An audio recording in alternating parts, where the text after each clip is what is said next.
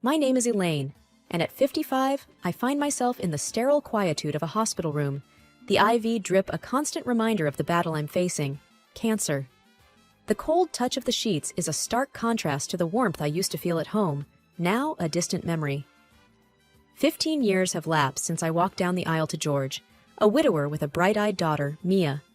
She was 10, all pigtails and toothy smiles, eagerly accepting me not just as her father's wife, but as a mother in spirit. She became the daughter I never had, the unexpected joy in a marriage I thought would fill the pages of my life with love and companionship. George was a man of stature, a businessman whose allure was as much about his charisma as it was the way he seemed ready to build a new life with me. But time has a way of eroding facades, and his once tender patience gave way to relentless demands. I'd trudge home from my job as a financial analyst, a role that demanded precision and left little room for error, only to find a second shift awaiting me. A test of my domestic diligence I was bound to fail in his eyes.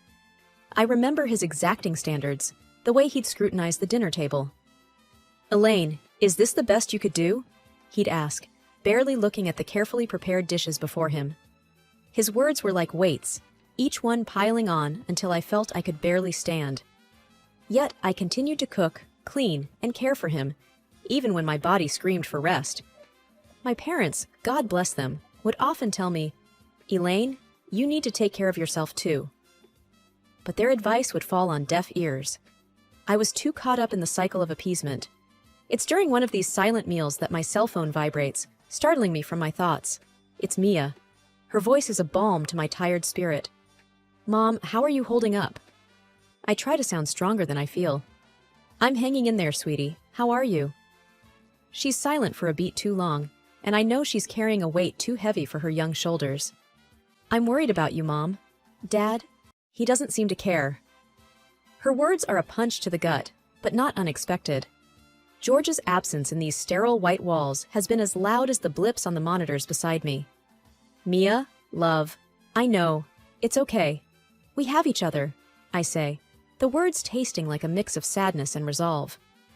There's a pause, and then her voice, laced with a quiet strength, comes through. "We do, and I'm here, every step of the way. Don't worry about Dad. Worry about getting better." Her reassurance is the anchor I didn't know I needed. When she visits, we don't talk about George, or the cold dinners, or the way his eyes no longer held any warmth for me. Instead, we talk about her job, the books she's reading, the life she's building. Her resilience and independence make me proud, and I cling to the fact that I played some part in shaping the incredible woman she's become. I lie back, closing my eyes as Mia's promises echo in my mind. The hospital room feels less confining somehow, as if her words have breathed life into its corners. I am not alone, and that's a thought worth holding on to. The day starts before the sun peeks over the horizon, my alarm clock a relentless foe. I'm up, pulling on the clothes I laid out the night before, my movements as automatic as the coffee maker that sputters to life in the kitchen. George is still asleep, the rise and fall of his chest the only evidence of life. At work, the numbers and spreadsheets are a welcome distraction. They don't complain, they don't demand, they just exist in their black and white cells, waiting for me to make sense of them. My colleagues are another story, buzzing around with office gossip and weekend plans. "Elaine, you've got to come out with us one of these Fridays," Janet from accounting says, popping her head into my cubicle. I manage a smile, though I can't remember the last time I had plans that didn't involve George or a grocery list. "Thanks, Janet. Maybe next time." She gives me a sympathetic pat on the shoulder before buzzing off to her next conversation. Home again, the routine continues. I'm chopping vegetables for the stew George likes when he walks in, early from work. His mood's a toss-up. I brace myself for whatever version of him is coming through the door. "Smells good," he says, which feels like a small victory. I let out the breath I've been holding. "It should be ready in about an hour," I respond, keeping my tone even. He grunts, disappearing into the living room. The TV comes to life, and I'm left alone in the kitchen with the carrots and potatoes. I find comfort in the rhythm of my knife against the cutting board, a simple, predictable sound. Later, we sit across from each other at the dining table, a chasm of unsaid words between us. He's scrolling through his phone, barely acknowledging the meal. "It's good," he mumbles after a few minutes, but there's a distance in his voice that's become all too familiar. I nod, my own phone lighting up with a text from Mia. Thinking of you, Mom. Hope dinner went well. I type back a quick, love you, and slip the phone back into my pocket. George looks up, eyes narrowing. Was that Mia? Yeah, just checking in, I say, trying to keep the conversation light. He nods, going back to his phone, and we finish dinner in silence. I clean up, the clinking of dishes filling the empty air. Tomorrow will be the same, the grind wearing away like waves on a cliffside, constant and relentless. But tonight, Mia's message is a lifeline, a reminder that not everything is as cold and unforgiving as this routine. There's warmth there, love, and it's enough to keep me going for one more day. The hospital room's constant beeps and murmurs are background noise as I'm lost in thought. It's during one of these quiet moments that Mia walks in, her face etched with worry. I can tell she's bearing a weight, the kind that's ready to topple over. She pulls a chair close to my bed, takes my hand, and sighs deeply. Mom, there's something you should know, she begins, her voice a mix of anger and sorrow. I squeeze her hand, encouraging her to continue. What is it, Mia? It's about Dad, she pauses, gathering her thoughts. He has someone else. The words hang heavily between us. I had felt the presence of someone in our lives, an invisible intruder, but hearing it confirmed sends a chill through me. He introduced her to me, Mom, Mia's voice cracks, as his future wife. The air feels thick, like I'm breathing through cotton. I try to absorb the shock, to maintain some sense of composure for Mia's sake, but inside, I'm reeling. When? The word comes out as a whisper. Last week. He told me he was serious about her, Mia replies, her eyes not leaving mine, a silent apology in her gaze. There's a long pause as I process this betrayal. Thank you for telling me, sweetheart, I manage to say at last. How long have you known? Just a few days, she admits. I didn't want to upset you, but I thought it's better you hear it from me. The dull hum of the hospital seems to fade into silence. I'm grateful for her honesty, yet the pain is sharp, unyielding. I nod, feeling an odd sense of calm amidst the turmoil. We'll deal with this, I say, more to convince myself than to reassure her. Mia leans forward, resting her forehead against our clasped hands. I'm here for you, Mom, whatever you need. I draw a deep breath, my mind already turning.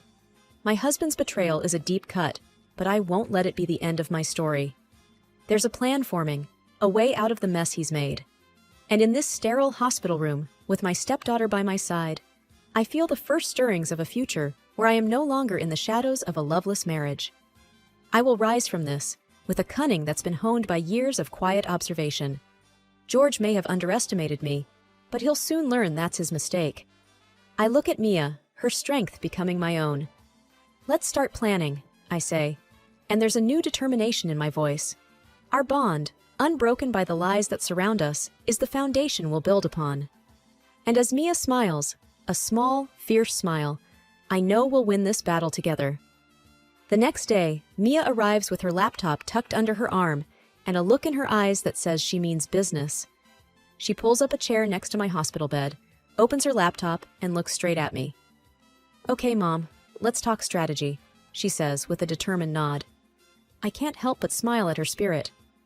I've been thinking about that, I admit. I want to be fair, but also, I want to protect myself and my future, and yours.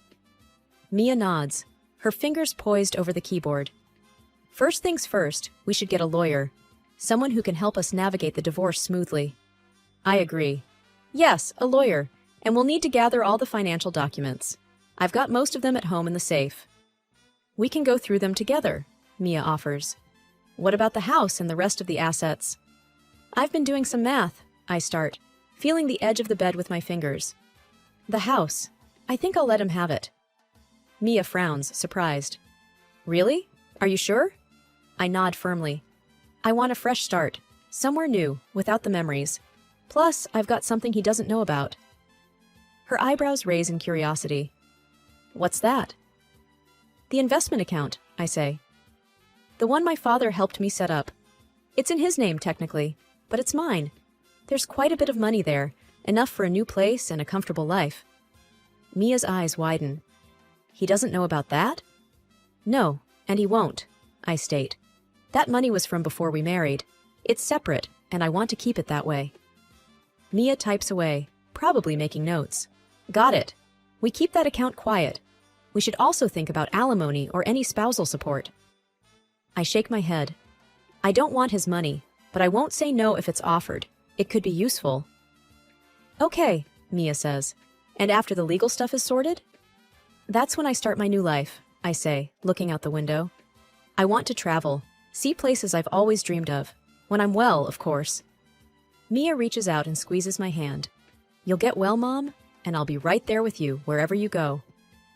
I squeeze back, feeling a surge of gratitude for this girl. No, this woman, who's been my rock. We're in this together, I tell her, and it's more than just about the plan. It's about us, our journey ahead, and the unspoken understanding that we're a team now. The afternoon sun casts long shadows across my bed as we continue to plot, not just for the end of my marriage, but for the beginning of something new. Just the two of us, ready to face whatever comes next. A few days had passed since Mia and I had put together a plan. Lying on my hospital bed, I felt a mixture of anticipation and anxiety about setting our plan into motion. Mia walked into the room, her face flushed from the cold outside. All right, it's time, she said, sitting down beside me. Are you sure you're up for this, Mom? I nodded, the IV in my arm a stark reminder of my current weakness, but my resolve was strong. I'm sure, it's now or never. Mia took out her phone, her thumb hovering over the screen. I'm about to text Dad. I'll tell him that you want to discuss the divorce and that you're willing to talk settlement. That'll get his attention, I murmured, the bitterness in my voice belying my calm exterior. Mia sent the text, and we waited. It didn't take long for her phone to buzz. She read the message and looked up at me. He's biting. Wants to come over tomorrow to talk terms. I couldn't help the wry chuckle that escaped my lips. Talk terms, huh? All right. When he comes, let him believe he's in control. That's the bait. Mia frowned slightly, her concern for me clear. And you're okay with this? With him coming here and acting like he's won? I reached for her hand, my grip firmer than it had been in days. It's just an act, Mia. Remember that. We're letting him think he's won because it's the only way to get what we need from him. Mia squeezed my hand back, her own determination returning to her eyes. Okay, Mom. I trust you. And, I added, make sure he sees the safe when he comes. It's empty, but he doesn't know that. If he thinks there's something valuable in there, it'll keep him focused on the wrong thing. She nodded, making a mental note. Got it. And after he leaves? We proceed with the divorce as planned. But remember, whatever happens, don't let on about the money. That's our ace. Mia stood up, her phone in her pocket. I won't. We'll get through this, just like you said, together. As she walked out, I lay back against my pillow, closing my eyes. This was just the beginning, but I had to believe that it would lead to an end. Our end, one where Mia and I could move forward, free from the shadows of deceit that had loomed over us for far too long. The morning light crept through the blinds, casting lines across the hospital room floor. I had barely slept, thoughts whirling about the upcoming confrontation. I tried to steady my breathing, the rhythmic beeping of the monitor beside my bed, a constant reminder of my situation. There was a knock on the door, and Mia peeked in, her face serious. He's here, Mom. I nodded, sitting up a little straighter. Let him in. Mia opened the door, and in walked George, my soon-to-be ex-husband. He had a smirk on his face that made my stomach turn, but I kept my expression neutral. Hello, George, I said, my voice steady. Didn't expect to see you looking so alive, he sneered, taking a seat without being offered one. So, what's this about a settlement? I took a deep breath. I want to keep things simple. No dragging this out. You can have the house. His smirk widened. That's generous of you. What's the catch? No catch, I replied, meeting his gaze. I just want to end this cleanly. I'm tired, George. I don't have the energy for a fight. Mia watched, her face a mask of control. George's eyes flicked to her, and then to the safe in the corner of the room. I suppose you'll be wanting support then? He asked, a greedy glint in his eyes. I shook my head slightly. No, I don't want your money. I'll manage on my own. He leaned back, looking suspicious. What's your game here? You're giving up everything. What are you hiding? Nothing to hide, I said, allowing a hint of fatigue to seep into my voice. I just want peace, George, and I think you do too. He snorted. Yeah, peace, with a young, beautiful woman waiting for me. Mia's hand clenched into a fist, but she didn't speak. I hope she makes you happy, I said quietly. George stood up, looking around the room once more. Fine, I'll have my lawyer call yours. We'll get this over with. As he reached the door, he paused and looked back at me. You're a fool, you know that? Letting go of everything without a fight. I met his gaze, my own eyes clear. Maybe, but sometimes, letting go is the only way to move forward. George shook his head and left, the door closing with a soft click behind him. Mia rushed to my side. Are you okay, Mom? I nodded, feeling a weight lifting off my shoulders. I'm fine, it's done. Now we just have to follow through. Mia hugged me, her presence a comfort. You're the bravest person I know. I hugged her back, allowing myself this moment of warmth. Brave? Maybe. But I'm not in this alone, am I? No, Mom, Mia whispered. Not alone, never alone. The ink on the divorce papers wasn't even dry when Mia dropped the bomb about the money. She was hesitant at first, biting her lip in that way she does when she's nervous. But I urged her on, knowing that whatever came next was just another scene in this absurd play my life had become. Dad knows about the $3 million, Mom, Mia said, her voice barely above a whisper. I sighed, not surprised. I expected as much. What's his play? It didn't take long for him to make his move. The next day, he was at my hospital room door, his eyes wide with a mix of greed and desperation. He knelt by my bed, taking my hand in his. I've been a fool, he started, his voice trembling with feigned emotion.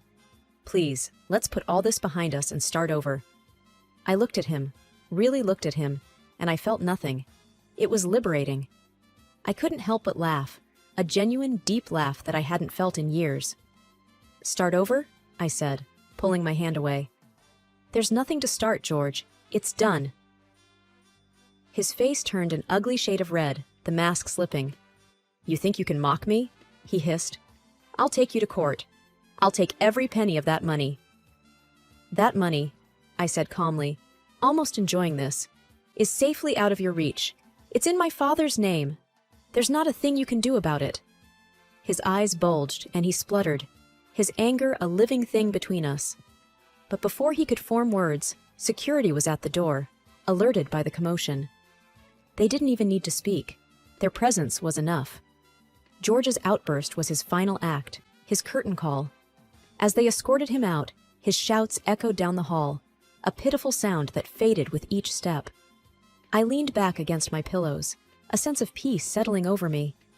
Mia, who had stood by the door, her face a mix of worry and anger, finally let out a long breath. Are you okay, Mom? I reached for her hand, a smile playing on my lips. I am now, sweetheart. It's truly over. We sat in silence for a moment, the weight of the past lifting, leaving room for something new, something better. And as the door closed on the last vestige of my old life, I felt ready to face a new day. It was a clean slate, a true new beginning, and I was ready to write my own story. Life after cancer, and George felt like stepping out of a long, dark tunnel into sunlight. I bought a house with a big garden, somewhere Mia could visit whenever she wanted, a place that felt like ours, truly ours. One afternoon, Mia and I were sitting on the porch, sipping lemonade and watching the sun dip below the trees. She had been helping me unpack boxes, turning the house into a home. Her laughter was a frequent sound here, echoing off the walls, filling spaces that had known too much silence. You know, Mom, Mia said, her eyes scanning the yard, I've never seen you this relaxed. I smiled, feeling the warmth of the sun on my face. I have a lot to be thankful for. I beat cancer, I'm free of George, and I have you. She squeezed my hand. I'm just glad you're finally putting yourself first. You always took care of me, even when I wasn't your responsibility. I shook my head. You were always my responsibility, Mia. The moment I decided to be your mom, that was it. You were my family. Mia's eyes misted over, and she gave me a teary smile. I'm glad he's out of our lives. I've never liked how he treated you. And now, we don't have to deal with his drama anymore. The sun had almost set, and the sky was a canvas of purples and oranges. I stood up, feeling more alive than I had in years. "Let's go inside. I'll make us dinner. Our favorite spaghetti and meatballs." She hopped up, following me into the kitchen. "Can I help?" she asked, rolling up her sleeves. "Of course. You can start by rolling the meatballs." We moved around the kitchen together, a dance we had perfected over years of cooking side by side. As I watched her hands, so much like mine, shaping the meatballs, a sense of contentment washed over me. This is what real family feels like, I thought. There were no harsh words here, no expectations or disappointments. Just me and Mia, and a future we could shape into whatever we wanted. Our laughter and the aromatic sense of our shared cooking efforts filled the kitchen, and I knew, deep down, that this was what happiness felt like. After years of just going through the motions, I was finally living. And I had the real family, my daughter, to thank for it.